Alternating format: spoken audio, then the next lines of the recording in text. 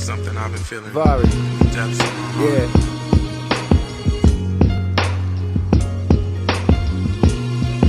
Yeah. God is real and he using me for a bigger purpose. So fuck the world that would have you think that a nigga worthless. Sometimes I think that these verses can help a person way more than the ones they reading in churches on days of worship. No disrespect to the Lord and Savior, that ain't just ego. I just observed that the words no longer relate to people.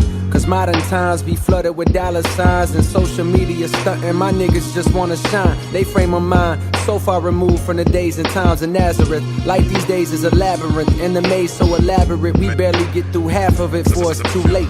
My niggas is felons from selling weight in more than 2 states. 2-2 in his waist before he could even shoot straight. Quick to draw on you like Aaron McGrew, the nigga who fake. All of that to say maybe the hood need a new face. A new story about a boy from not too far where you stay. Want you to fly, want you to fly, want you to fly, want you to fly, here we go.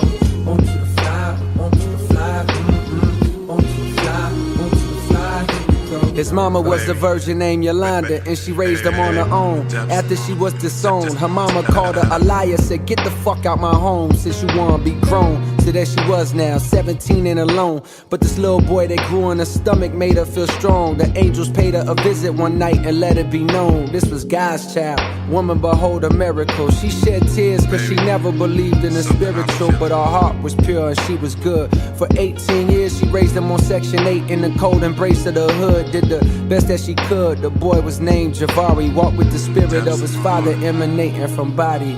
Want you to fly, want you to fly, want you to fly, want you to fly, here we go.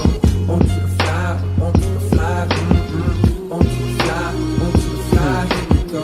Back in the hood, look at Lil Vari preach. His words were full of spirit, his truth that would always reach. He laid his hands on Toya when niggas called her a freak and told her that God loved her no matter who she let be. But being promiscuous is a sign that there's something deep that troubles her soul. The day she lets it go, she'll find peace.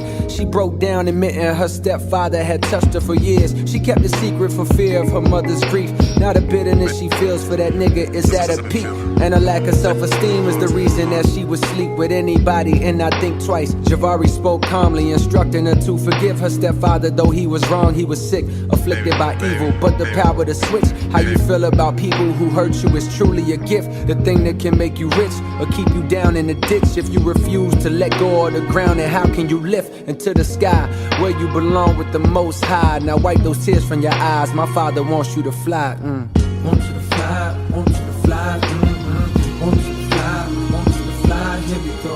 Want you to fly, want you to fly, want you to fly, want you to fly, here we go.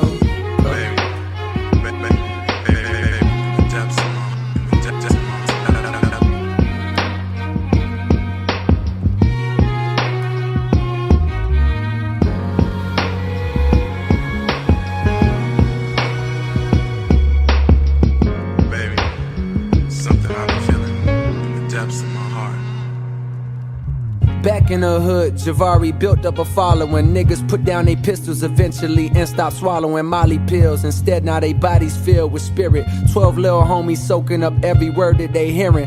The neighborhood done changed in attitude and appearance. Police dumbfounded by lack of crime and they swear it's a fluke, not knowing the truth that this a miracle. Niggas is waking up, but the powers that be, they fear it. So government keeping tabs on Javari and those who practice adherence to things he teaching. And then comes the interference. They storm the hood, guns out, bust into the house that he slept in. A warrant claiming suspicion of drug possession. But Vari sat calmly as if he had been expecting. Heart full of love, even for those who need to oppress him. They told him hands up and he did just as they directed. They fired on him, claiming they thought he reached for a weapon. He laid on the floor breathless, blood leaking from his chest, plus a bullet hole through both of his palms. Ain't that a message? The neighborhood was stressing. The son of God murdered and carried away on stretcher, body oppressor. But 3 days later, the coroner pulled a table, and what happened next is like something you see on cable or hear in a fable. He was suddenly able to open his eyes, look at him rise. The coroner was surprised. Without a word, Javari walked out, went straight to the hood. The people couldn't believe it, they froze right where they stood. As he walked by, shining like a million diamond chains, God flowing from every inch of his frame. He said, hear me out, my niggas, let me be your proof. My father is real, and through love, homie, peace can be found in the veil. I died for you so that one day you would be able to see you a child of God just like me. Hear me out, my niggas, let me be your proof. My father is real, and through love, homie, peace can be found in the veil. I died for you so that one day you would be able to see you a child of God just like me. And I want you